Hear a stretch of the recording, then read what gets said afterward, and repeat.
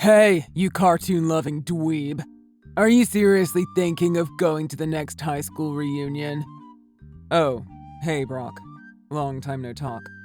Yeah, that's right. I plan on going to that high school reunion. Why the hell are you coming for? Do you really want to be embarrassed or something? Are you some sort of closeted masochist? What? No, nothing like that at all. I don't have any weird fetishes. Maybe you suffer some type of amnesia. Did you hit your head and the memories of high school fell out of your brain? No, wrong again. I remember everything that happened in high school. I haven't been able to forget it. So you remember being a nerd dweeb that was into card games and cartoons? Yeah, I was definitely that.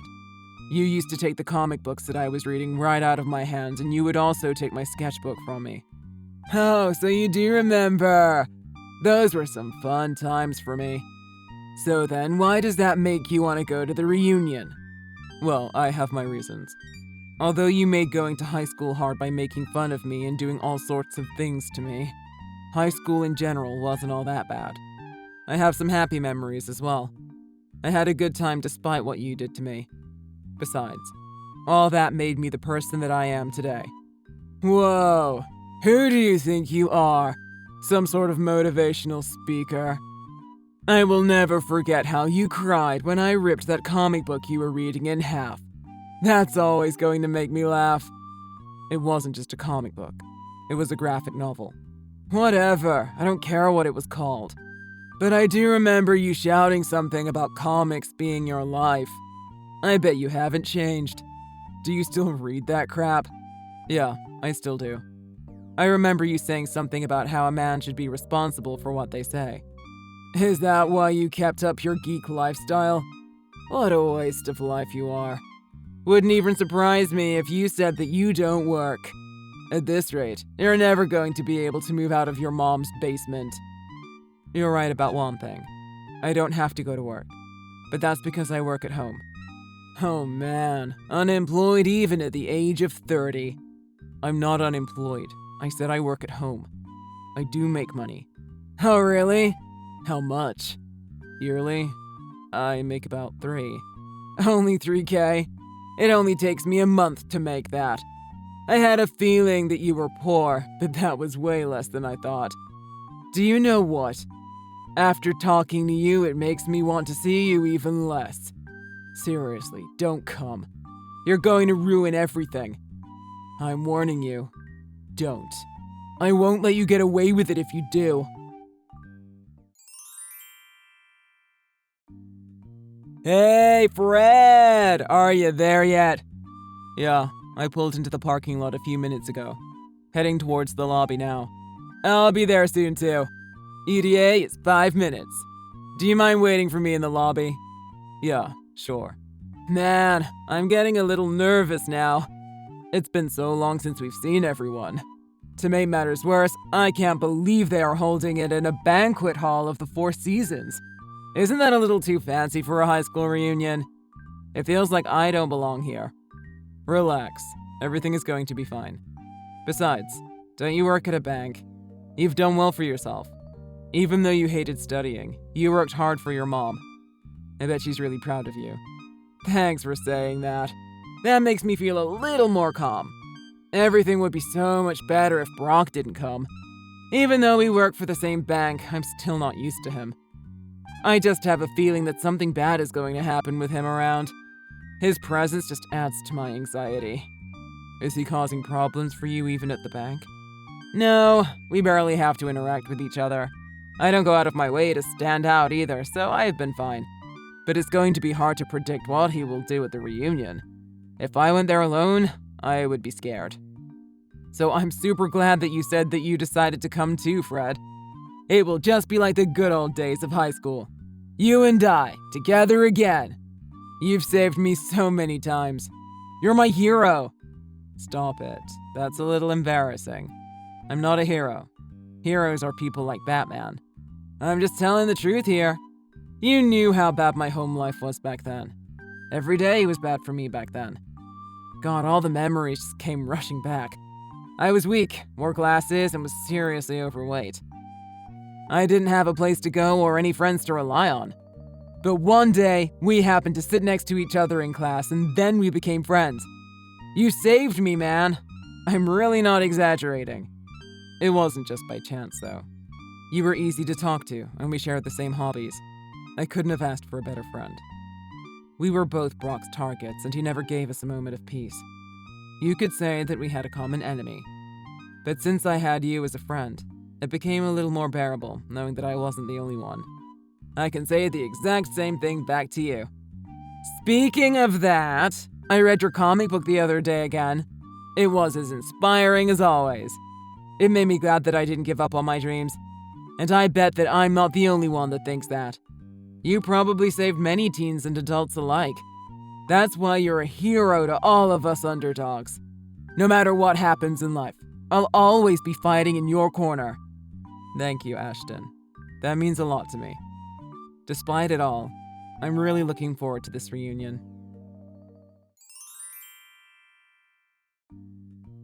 So, you decided to ignore what I said. You came even though I told you not to. I didn't even see you come in. Must have crawled in from the shadows. You scared me.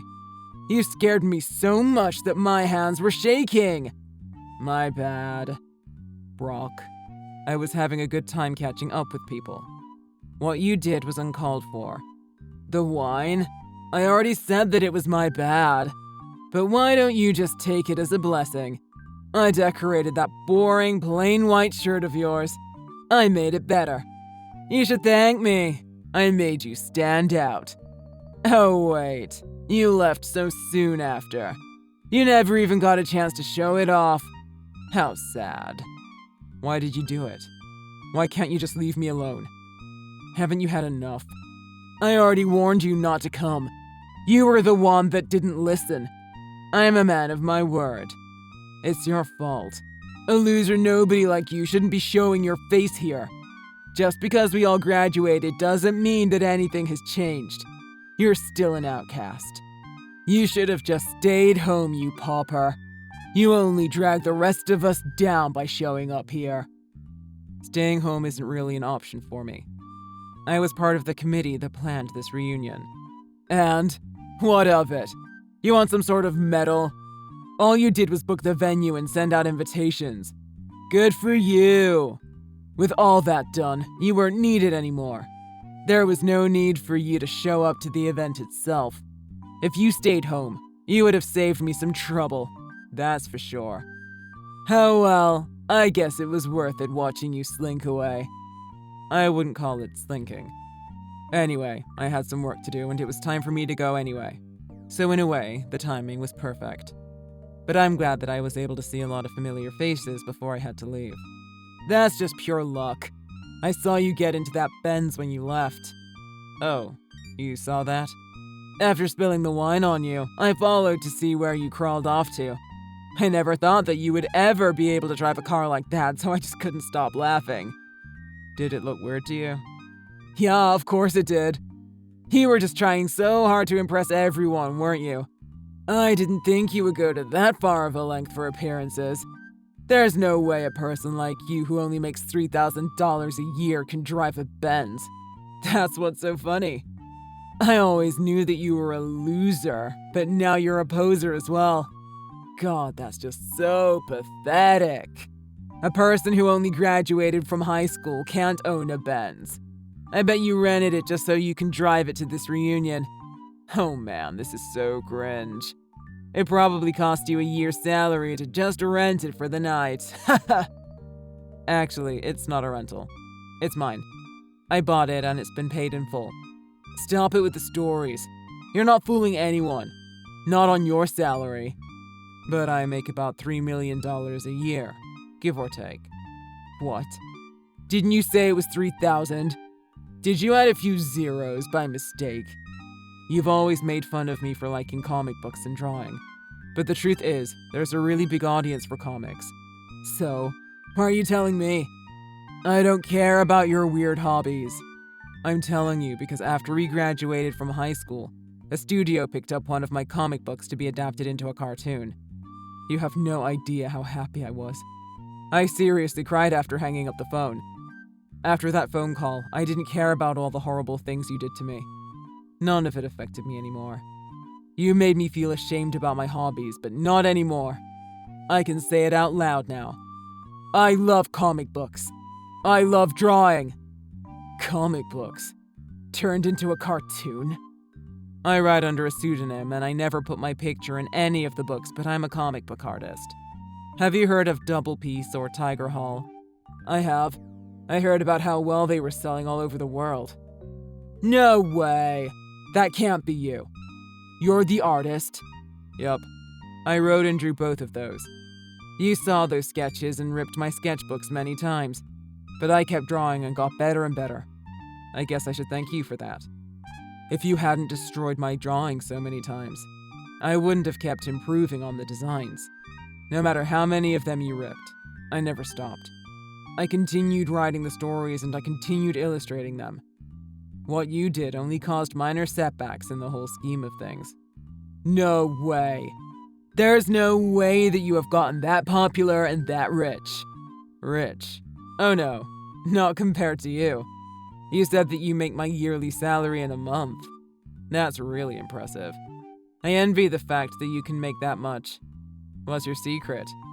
About that. There's a huge difference in what the both of us make. I can only dream about that kind of money. You definitely win that round. I only make chump change compared to you. How embarrassing for me. Since you make so much money, you wouldn't mind footing the bill, right? Huh? Footing the bill? For what? For the reunion. What? The reunion? I had planned to pay for everything myself, but how silly of me to assume that I made the most money out of everyone. I had no idea that we had someone of your stature among us. I apologize for that assumption. I just wanted to make sure that everyone had fun that I let it get to my head. But it looks like I'm playing in the little league compared to what you make. Now, wait a minute here. So, the cost of renting a hall at the Four Seasons is $100,000 because we reserved the entire place. $100,000? That's just the beginning. There's also the waitstaff services and the food. The total for that comes to $2,000. Sorry, but could you also cover the wine? The Romane Conti wine that I got was $20,000. I'll also need you to pay for the custom-made shirt that you spilled wine on. The shirt itself cost $500, but don't worry, I won't make you pay for the shirt. I'll let you know how much the cleaning fee will be. My estimate is about $100. That's probably only spare change to you, though. With tax and tips, the grand total will be about $150,000, I think. That won't be a problem for you, right? No. Wait, I can't pay all that. That would take me years to pay off. Really? But wasn't that what you said? What's the truth then? Do you make the same amount as me? Well, that's a no too. What? Now wait a minute. Did you lie to me? I thought that you were doing better than me. I thought that you were making more money and have a higher status than me. How could this happen? Could it really be true that the person who has bullied me for all 4 years of high school is making less money than me? Say it isn't so. I don't even... $100,000. What now?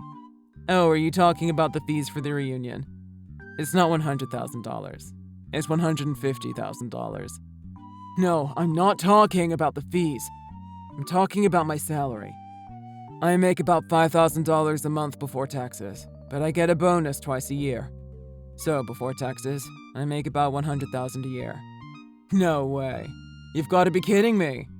Don't get me wrong, $100K is nothing to sneeze at, but it's much less than I expected, given how you were talking before. Plus, the reunion today costs more than that. Are you okay? How will you pay for the bill? What do you mean, how? It's clearly impossible. You need to pay for it. That was what you had planned to do to begin with. What? That's disappointing. Because you made a declaration in front of everyone at the reunion, didn't you? You said that you made my yearly salary in just a single month. You even said that you would pay for anything. Don't you remember? I did, but I didn't think that you were capable of making that much. And I didn't know that the reunion would cost that much. Well, that's on you, not me. It's your fault for basing your decisions on your false assumptions. But you do make more than the average person. You should be proud of yourself for that. You're doing well. I was worried about you for a while because you don't know how to communicate effectively. What are you trying to say? Well, if this conversation was an indication of how you communicate with others, then I would be really worried about the quality of your work at your job. I'm just wondering if you're really worth what they are paying you, is all that I'm saying. I'm not the only one that's worried about you. So is Ashton. Ashton Langley.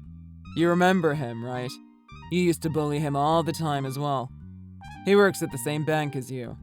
Yeah, I know that Ashton works at the bank. He's so basic that I forget that he's there most of the time. But when I do see him, I always greet him with a punch. For old time's sake. What about him? He's just another loser. Well, he's part of the forensics accounting department. He was investigating on potential embezzlement within the bank, and he just finished his report and handed it over to the board. What? When did that happen? I heard that you would stay late sometimes. That was your first mistake, because it began to raise suspicions. They started to track what you did, and it turns out that you would take small amounts from customers and put them into another account. The account that you would deposit the money into is registered to a person that doesn't exist. So then, he traced the account back to the person who was in charge of opening it. They found that it was you. How do you know that? Ashton told me all about it.